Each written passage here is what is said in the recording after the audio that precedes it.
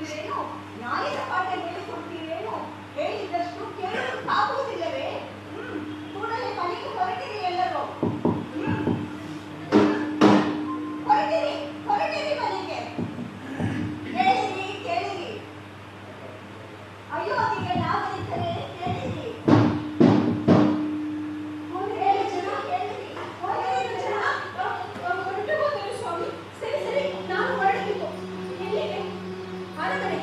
ನಾನು ರಾಮನನ್ನು ಕಾಣಲೇಬೇಕು.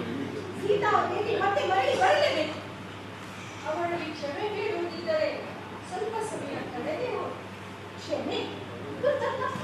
ನಾನು ಯಾರ ಕ್ಷಮೆ ಏಕೆ ಕೇಳಬೇಕು? ನಾನು ಏನು ತಪ್ಪು ಮಾಡಿದೆ ಎಂದು ಕ್ಷಮೆ ಕೇಳಬೇಕು? ನನ್ನ ಒಂದು ಮಾತಿಗೆ ಶ್ರೀರಾಮಚಂದ್ರ ಸೀತೆಯನ್ನು ಕಾಡಿಗೆ ಕಳಿಸಿದ್ದಾರೆ. ಈಗ ನನ್ನ ಮಾನ ಉಳಿಸಲಿಕ್ಕೆ ಸೀತಾದೇವಿ ಮರಳಿ ಬರಲೇಬೇಕು.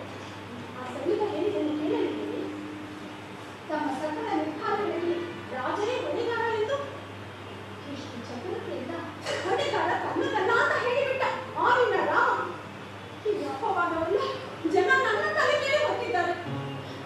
ಈ ಅಪವಾದ ಹೊತ್ತುಕೊಂಡು ನಾನು ಇರುವುದಾದ್ರೂ ಹೇಗೆ? ಈ ಅಪವಾದ ನನ್ನ ಮೇಲೆ ಅಂಟಿಕೊಂಡರೆ ನಾನು ಜೀವಿಸುವುದಾದ್ರೂ ಹೇಗೆ? ನಾನು ಕೊಡುವುದನ್ನು ಇಲ್ಲ. ನಾನು ಅರಸನನ್ನು ಕಾಣಲೇಬೇಕು. ನಾನು ಹೇಳಿದ್ದೇನೆ.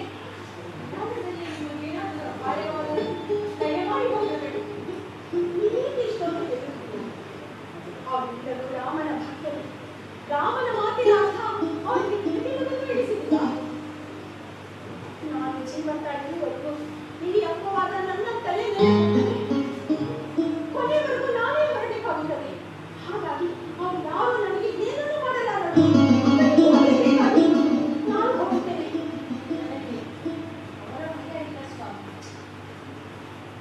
ನನಗಿರುವುದು ಆ ಶ್ರೀರಾಮಚಂದ್ರ.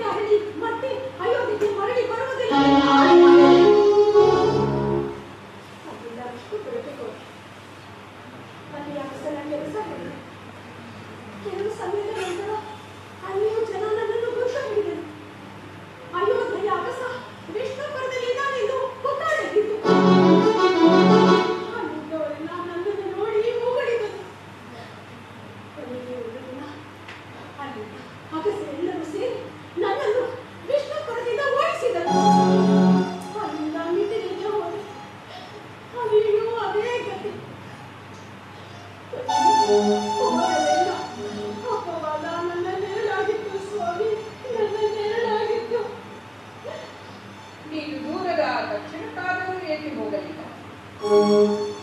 ಮನುಷ್ಯನ ಸಮಾಜದಲ್ಲಿ ಗಂಟೆ ಎನಿಸಾಗತ್ತೆ. 3 ಅಲೆಗೆ ಕೊನೆಗೆ